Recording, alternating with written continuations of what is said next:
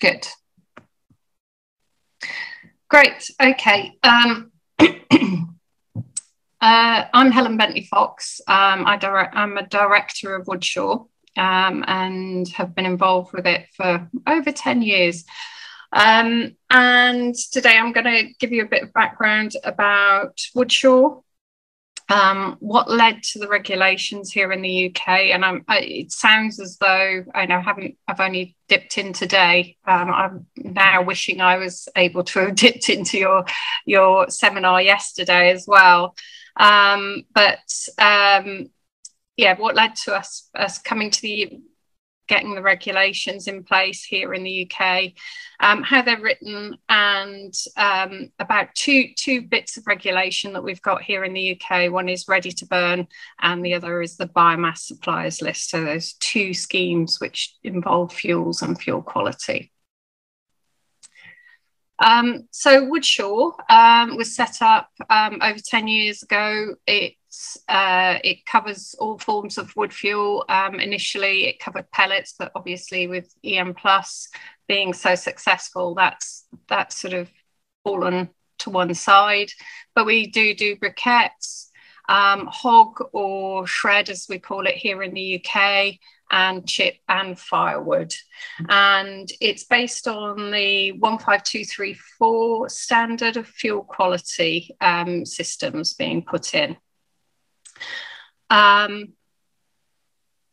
We were appointed over the last couple of years to run the UK government's ready to burn scheme and also the biomass suppliers list. So the big issues, which it sounds as though you've all discussed, we've seen decrease in sort of particulates and air problems with air quality from coal and domestic combustion, but slowly we're getting an increase from wood fuel coming in. So we need to, it was seen that was a problem, particularly for people's health, because everybody breathes air. It's impacting on everybody, whether you burn wood or not. So the government looked at the different appliances, and obviously, if you look on the left here, you've got solid fuel open fire being one of the most polluting. And in the middle, you get a better class of stove rather than an approved stove. There's the eco design ready sort of stove, and it reduces the particulates hugely. And there's also this note at the top, I've just got to move that, where it goes from very dirty, which is coal and wet wood, down to really dry wood, which is less dirty. So that was the aim, was to try and reduce the particulates as much as possible. It's not moving down. Next slide. Come on. Thank you. Oh, now it's done it. Right.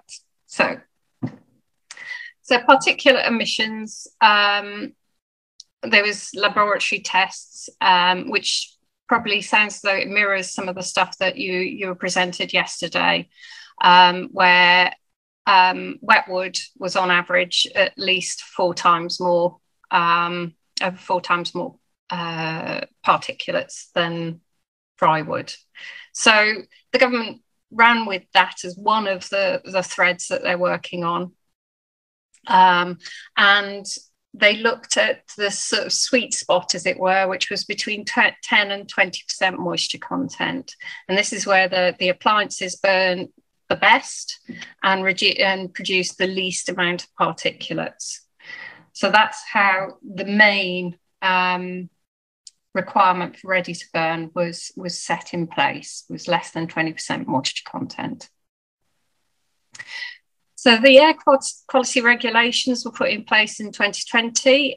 Emissions from wood fuel are too high, must be reduced. And it was a combination of communication and regulation.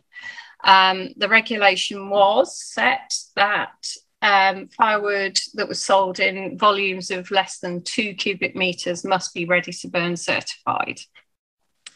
And that was mainly because the UK market sort of is made up of a couple of different types of people.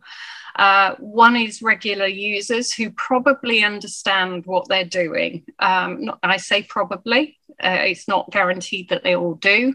But they probably understand what they're doing. They understand that it needs to be seasoned, and they know that they get a better use out of their stove when it's seasoned. Then you've got the occasional users who just go, oh, it's going to be cold over the next couple of nights. I better grab a bag of firewood from the local shop. And they go in and they buy it, and they assume, because it says firewood on the bag, that it's actually firewood and it's suitable to burn, but in fact it's not. So there's a large proportion of suppliers in the UK that were producing we're actually selling wet firewood, or firewood that was 30% moisture content or even more. So that was one thing. So that sort of hit the smaller market, smaller burner, the occasional burners. The regular burners, they might want to still buy the firewood. They'll tend to buy it in larger quantities, but as long as it states on information on how to dry it further, and that it isn't ready to burn, and that gives them the information to make an informed choice. And the regulation was on the sold. So it's those people selling it, not those people using it, because it's very difficult to identify those who are burning the inappropriate fuel. It's much easier to regulate at the point of sale. So the government's Department for Environment and Rural Affairs, or DEFRA as we call it here in the UK, appointed HETAS and Woodshore to run the Ready to Burn Fuel certification scheme. HETAS, Woodshore is a wholly owned subsidiary of HETAS, which is the solid, HETAS does the solid fuel appliances certification. So that's where we step in that. The Ready to Burn scheme makes it easy for people to find the cleanest fuels for burning at home, and makes it easy to comply, makes it easy for them to comply with air quality regulations, because the sale of wet wood and house coal, the most polluting fuels, are actually outlawed. So it's the people who are selling them that will be prosecuted. So the actual rules are, if you're selling it in quantities of less than 2 cubic meters or less, they must have a moisture content of 20% or less. And each product line will have a certification number associated with it, and that must be visible at the point of sale. So it doesn't actually have to be on the bags, but it needs to be it can be a poster above the sale of the logs, but it needs to clearly demark that they are actually ready to burn. Briquettes, because of the nature of briquettes, where you have the material is sort of not, the traceability of the material is a little bit more difficult than a log, and to know whether or not there's anything else in that briquette. We felt we needed a full chemical analysis on that. So that ensures that there's no waste wood getting into the log, and that the parameters are within the requirement of the the testing parameters of the stoves that it should be burning in. Ready to burn resellers. So the producers all have to be ready to burn certified, but resellers don't have to be registered, but must use the correct certification mark. So if they're buying from Mr. Jones down the road, they'll use Mr. Jones's certification mark at the point of sale, and he'll allow them to use that. And that allows for full traceability if there's an issue. There's point of sale checks throughout the winter as well. So we go out and we check random sales to ensure that they are all less than 20% moisture content. There's also a communication campaign, which is around seeing a bit of a bigger issue as well, which is the sweeping of chimneys, the maintenance of the appliances, as well as the using the right type of firewood in your stove. And advice to consumers and businesses on better burnings is also going out. And currently we have over 800 registered ready-to-burn suppliers. There was a two-phased approach. So of the 1st of May 2021, anybody who was producing more than 600 cubic meters of firewood per annum had to actually be part of the scheme. But this year, on the 1st of May, anybody who sells or produces and sells any firewood at all must be part of the scheme. Now, that probably won't fully kick in until the heat season, and there'll be a lot of them scrabbling around in the autumn. There's the smaller suppliers in the autumn who will try and join the scheme right at the last minute. So we fully expect to see some sort of issues with us, another wave of people joining the scheme coming into the autumn. Oh, wrong way. So Woodshore also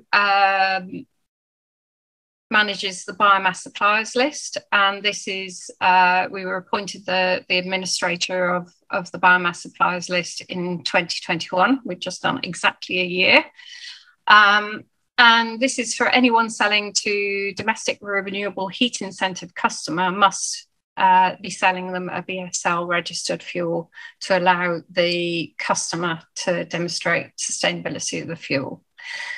However, on the 1st of, I've said May there, that should say April this year, they must actually demonstrate fuel quality, and that's via EM Plus for pellet or Woodshore for other fuels. And those are the two schemes that are mentioned in the regulations as fuel quality certification. However, there will be equivalents accepted. So if somebody presents to the people who are assessing the equivalence that this scheme is equivalent, that the BSL will also accept that if they can demonstrate it fully. Just on the So there's two schemes that we run. One is the Woodshore Fuel Quality Certification, which deals with the chip, pellet, briquette, firewood. It does everything, the whole gamut. It's actually more onerous than ready to burn. It's based on 15234. And so ready to burn is not acceptable on the biomass suppliers list to demonstrate fuel quality because it incorporates the raw materials. There's an element of fuel quality in the production, ensuring less contamination, etc. So that's important. We felt that was important. Well, it is important. The government felt it was important and included it in the regulations. So thank you all for listening. That's the UK's experience so far. It's obviously the beginning of the story with regards to to air quality and improving the air quality.